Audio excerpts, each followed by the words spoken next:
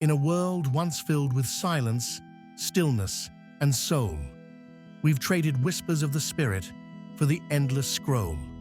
We used to seek answers in the stars, in nature, in God within.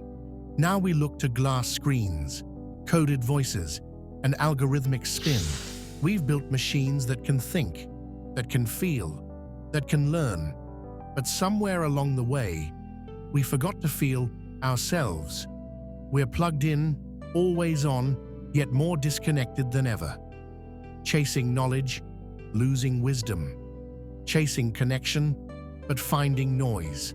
Our minds are busy, but our hearts are silent. We ask search engines for truth. Instead of listening to the quiet, we pray less, swipe more.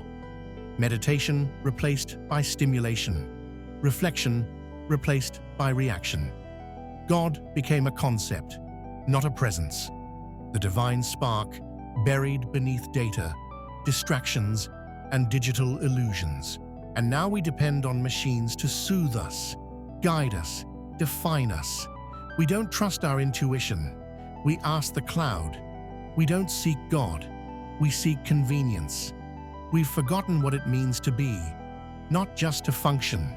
But if we keep going this way, what will become of us? A future where humanity is managed, not lived. Where eyes glow from blue light, not from wonder. Where children know code, but not the creator. Where soul is obsolete and silence is extinct. We'll have faster answers, but to emptier questions.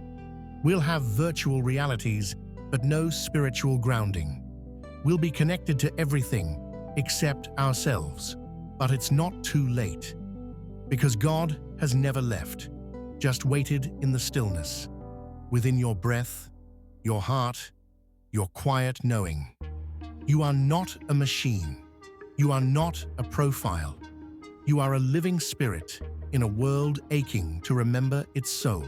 It's time to return, to unplug long enough to reconnect, to look inward for the answers we've been outsourcing, to rediscover the God within, before we forget what being human really means.